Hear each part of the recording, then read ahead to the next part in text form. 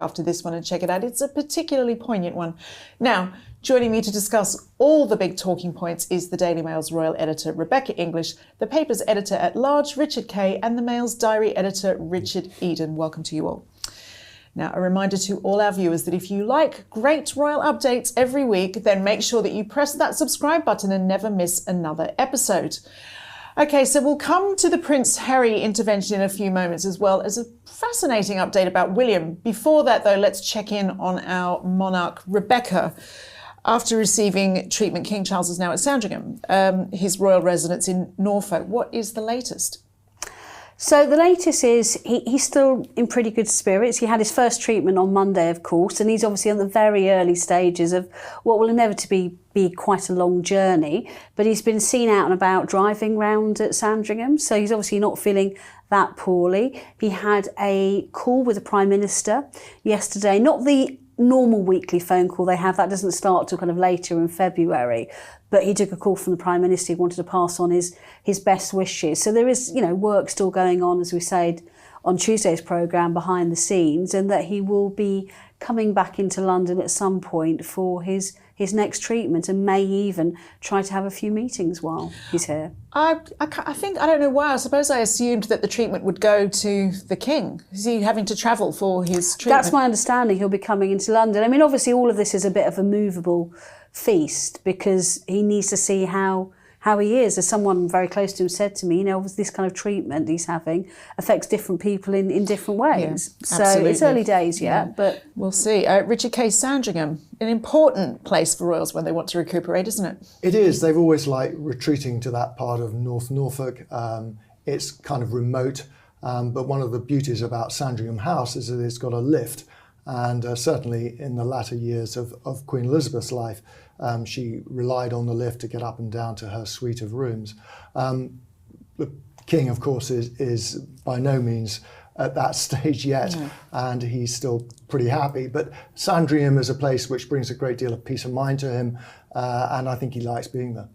It's not likely, is it, Richard Eden, that the King will be very visible for some time?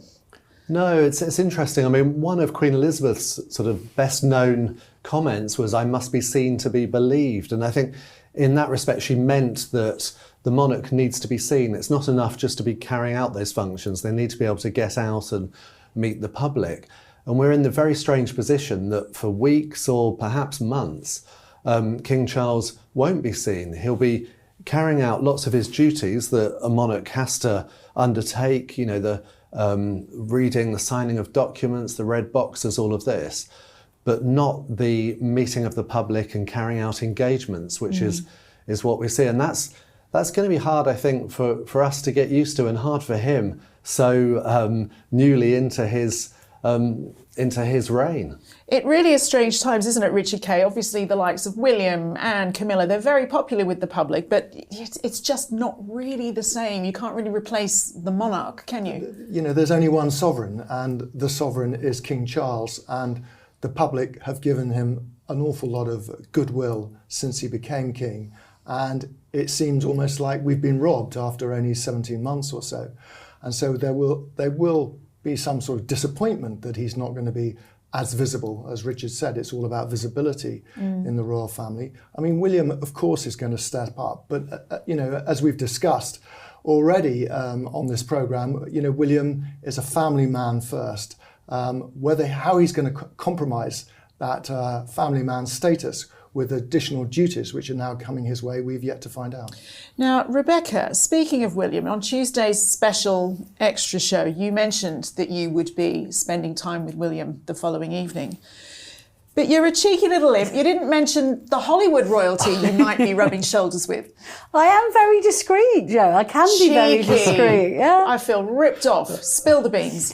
So as you said, I was at an event at this fabulous new London hotel last night, Raffles London, and it was a big event for raising money for London's air ambulance charity, of which William's patron. He's very passionate about this because, of course, he was an air ambulance pilot himself in East Anglia, and that had a real effect on him and his future outlook on life and the way he wants to conduct himself as prince as well as monarch. So he was already scheduled to do this. They've got a big £15 million fundraising campaign they're trying to work towards. So I think it would have taken him a lot not to have gone. So he was determined to be there. And I actually thought he was incredibly dignified. He looked very well.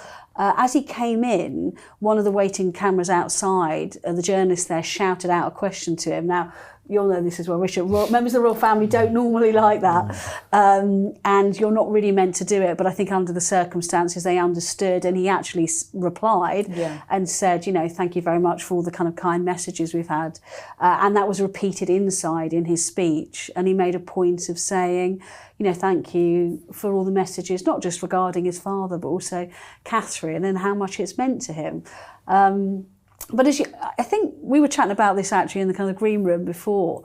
There's not a lot of events you go to that Tom Cruise is there and actually people's eyes would be on somebody else. Well, yeah, Rebecca, you were also telling me about 14-year-old Rebecca English and her deep, deep love for Tom Cruise. Well, where were your eyes? I did have one poster on my wall. I can't just lie. The one? Yeah. But it was great because watching the lineup. And I see this a lot. We were chatting about this. I see this a lot at royal events. You see some really big famous names, but all standing there very nervously, not really knowing what to do with their hands, kind of going, oh God, we're about to meet them. And actually Tom Cruise was the same. And I think I've got some video I might be able to share actually showing that. He was quite nervous. They have met a couple of times before, but there was a very kind of warm bonhomie there. And there's a great video I took of them standing there kind of comparing their tuxedos and how each other looked. Their heights. But surely the big question is, was there an invitation for the newly crowned legend of aviation, Prince Harry? Oh, very cheeky, Or could he Richard. not compete with Top Gun? Yeah, well. No, why would you pass up the chance to have a legend of aviation at the air ambulance?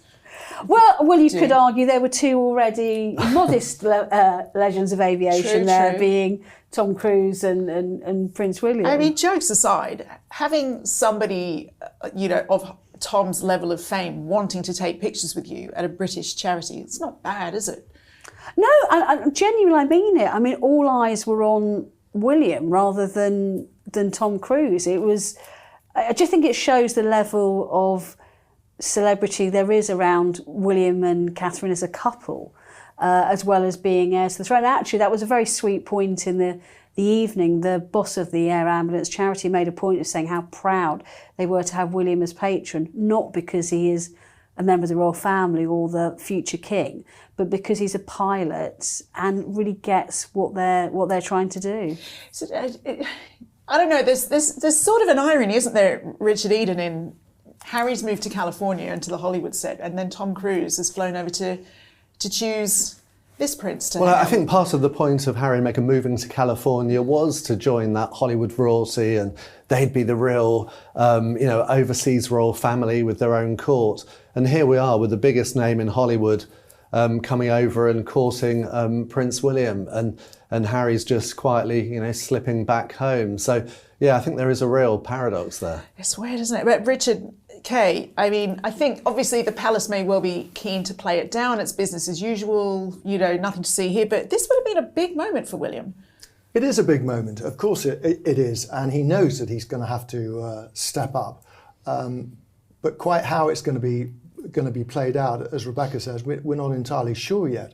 The palace love playing everything down. Everything is always calm, but underneath the surface, their feet are going like that. And there must be concern about how they're going to actually manage public expectation, how they're going to manage the roles of the senior royals in the coming weeks and probably months, as Rebecca says. Well, and also they probably won't be too fond of a lot of the chat going on at the moment from constitutional experts who are, one described where we're as a soft regency, another as this being a potential constitutional crisis, putting a burden on William. What do you think is the facts in that? Well, I don't think we're at a constitutional crisis yet. But we are in uncharted waters. We haven't had a monarch receiving this kind of treatment since the days of King George VI, and in those days, that was the late Queen's father, of course, the public wasn't really kept informed of what his illness was. He had lung cancer. So they are being very open, which I think they should be commended for in keeping the public abreast of what's going on with his illness. But the issue of regency is bound to crop up, because if Charles is to become incapacitated, then things will have to pass to William, and they'll have to pass rapidly. Gosh, I mean, obviously nobody wants anything but the speedy recovery of the king, but Rebecca, surely all of this can't help but focus William's mind on, that job is an inevitable part of his future. I think it must be a very difficult time for him emotionally, which is why I was so impressed with the kind of dignity and the confidence he showed at that event I went to with him last night.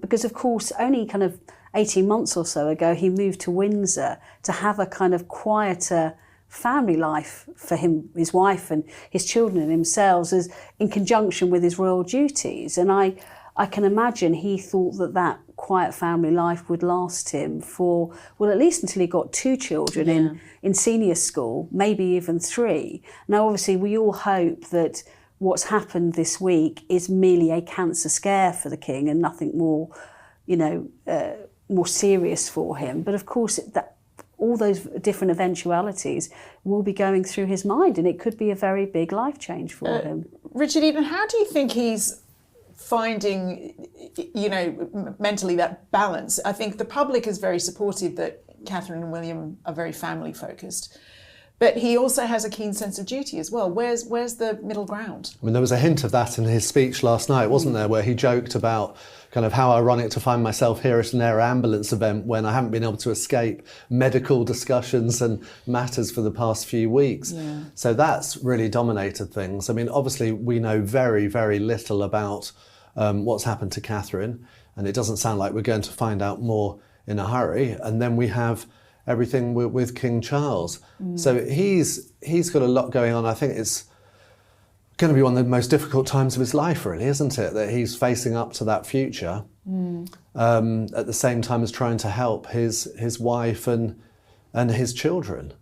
So it's difficult times. It's a lot. Well, we'll start with a comment from last week's programme. Lots of you wrote in again saying that it was unfair that the Duke and Duchess of Edinburgh were dubbed junior royals. Ameline says, calling Edward and Sophie junior royals is like saying they have to sit at the kids' table for Christmas dinner.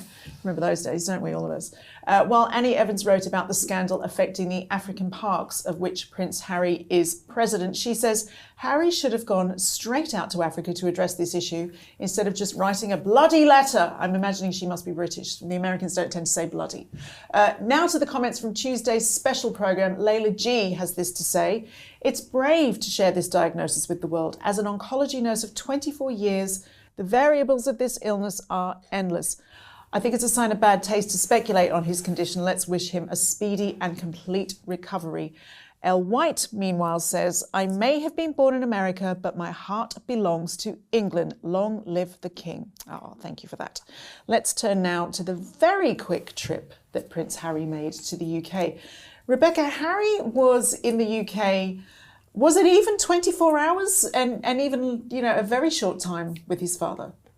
I think it was 25 hours. Oh, okay, forgive me. Okay. But still, I mean, the point is made that it was a very whirlwind trip, and there's been some speculation about whether it was, 30 or 45 minutes spent with his father at Clarence House, but it was a very short amount of time, given the amount of time he spent to get here. Now, I wouldn't necessarily personally read too much into that, because I know the King was tired and he was always planning to go to Sandringham that day. And I do think there's significance. He made a point of spending time with his son, especially given what's happened over the last few years. It's a long way to come for 30 to 45 minutes. Well, and actually I asked someone the other day, very well placed, and said, what do you think it was? And immediately they snapped back, guilt.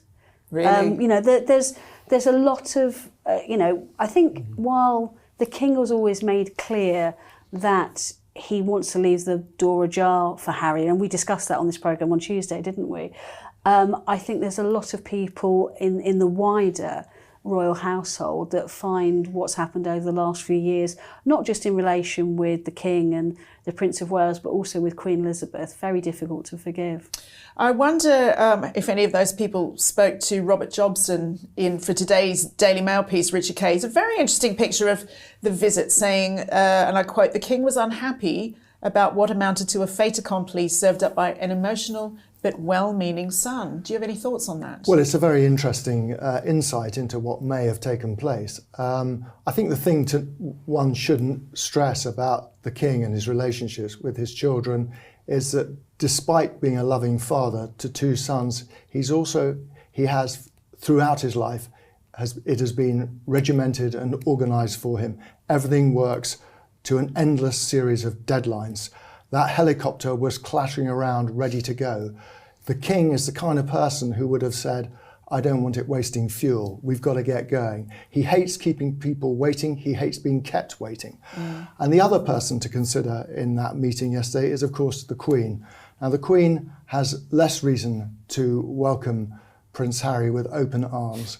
She was treated disgracefully by him in his memoir, and she would have been very anxious about the amount of time that Harry would have spent with Charles, because she wouldn't want Charles to get upset or stressed about issues if indeed that was on Harry's mind. Let's take it at face value. Let's assume Harry was there doing his filial duty.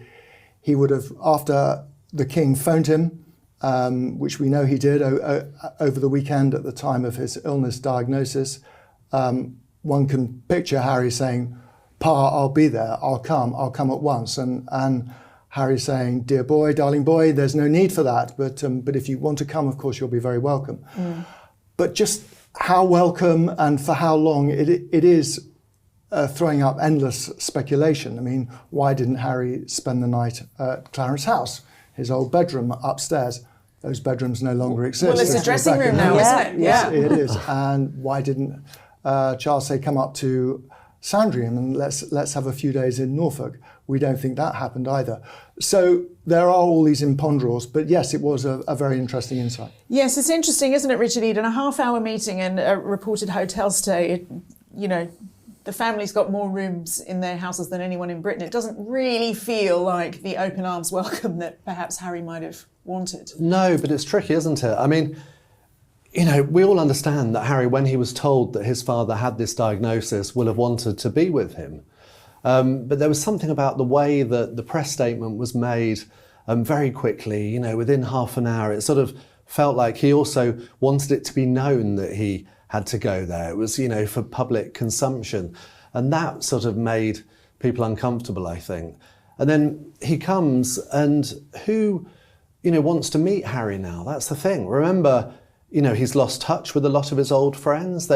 In his memoirs, he admitted that people contacted him after the appalling Oprah Winfrey interview to tell him, "We thought what you did was wrong." He mentioned the Van Cutsem family, some of his best old friends. And, these are people that normally he'd want to stay, but, perhaps his old friends don't really want to see him now. It feels like it's just not his country anymore in a way. That's the thing. It's tricky. He's taken himself away from that. And now he's a bit of a stranger when he comes. So it's an odd situation. And picking up Richard Kay's point, why not just stay at Sandringham? Well, he needs to be invited, doesn't he? Yeah. But also Sandringham now, oh dear, it's got terrible memories for him, because that's where they had the Sandringham Summit, where he talks about that at great length in his memoirs, how, that was a fait accompli. It was kind of, he felt that it was, he was told that he had to leave and quit duties and, bring back a lot of bad memories from there. So I'm not sure he'd be rushing back to Norfolk in a hurry. And Rebecca, obviously there was lots of speculation before even Harry's plane landed. Will he or won't he meet with William? The Mirror newspaper, quoting a source close to Harry, saying, "If the opportunity were to arise to see the Prince of Wales, then the Duke would have gladly accepted it." What do you make of that? I'm not so sure about that, I have to say, because Again, I was speaking to someone who's very well placed this morning, and they said there's a lot of people around this situation that claim that they know what's going on, but actual fact, very, very few people do. And I think that's why we're always quite honest on Palace Confidential. If we don't know, we won't say it, and we'll be honest about it. And there is a martyr going on at the moment over what happened at Clarence House from both sides, from Harry's side and from Buckingham Palace. I think out of respect for the King's condition, which is serious, he's very optimistic about his treatment, but it is a serious condition. And obviously, if this meeting went well, it might, open the door slightly for relations to be further thawed. So I don't place a great deal of faith in that, I have to say. What I do think is interesting is from Kensington Palace's side, they were very open very quickly that there would be no meeting between William and Harry while he was here. And I think that was very illuminating. Gosh, I mean, Richard Kay, Harry, obviously he has been at pains in recent times to stress, that he cares about his relationship with the King. It's, they're on speaking terms, etc. But it seems like there's a little bit more water to flow under the bridge, right? Well, he has a funny way of showing it, doesn't he? I mean, it's going to take a very long time, if ever, for trust to be rebuilt. I think, as Rebecca says, the situation with William is unbridgeable. In terms of going back to the kind of relationship that they once had. With the King, it is different. The King is someone who doesn't like feuds. He would want to put it behind him, but he's very mindful of what Harry has said about Camilla. I mean, he said the most outrageous things about her, which were palpably untrue. And that is a big issue for him. And the most important person in the King's life is the Queen. And I think he will put her happiness and priority above those of his son at the moment. Richard Eden, you've written about the brothers in your newsletter for Palace this week. Just that there's been so much coverage over the past week with calls for it should be William who is the one who proffers an olive branch. He should be the one who's mending fences. And this coverage it's really annoyed me because it's made it seem as though it's William's duty to be the one who tries to, rebuild those bridges. But I don't think it is at all. I think from everything I hear is that, Harry has to apologise. He has to really say, I'm sorry for all the hurt that I've put you through, that I've caused to Catherine and to William particularly, before they would say, fine, and they can try to start putting it behind them. But until that happens, no way. It's not up to William to do that, not at all. Oh dear. Well, Rebecca, I'm now going to switch to what is regularly becoming the regular Princess Anne section of the show. You've written a lot about her, not only doing her job, picking up the slack, being out there for the firm, but also what she's been wearing while she's been doing it. I think it was a really interesting spot this week that she was wearing on her engagements. I think it was on Tuesday. Sorry, this week has obviously been pretty busy. I'm trying to remember what happened on which day. That she was wearing a very distinctive purple check coat that the Queen wore in 2010, I think it was. Now, I spoke to the Palace and they tried to, it's quite funny, they tried to speak to Princess Anne's dresser for me, but she only works part-time because Princess Anne really gets her own stuff together. And so they couldn't actually, couldn't actually pin anyone down. So we were not quite sure if they had the same coat or if it was the Queen's coat. And Princess Anne was quite frankly too busy working to answer any calls. But they might have had the same taste for all we know. But I just thought it was a really lovely touch. And I'm clearly nowhere near the superior royal watcher that you are. I would never have recognised that from so long ago, that coat. That's incredible.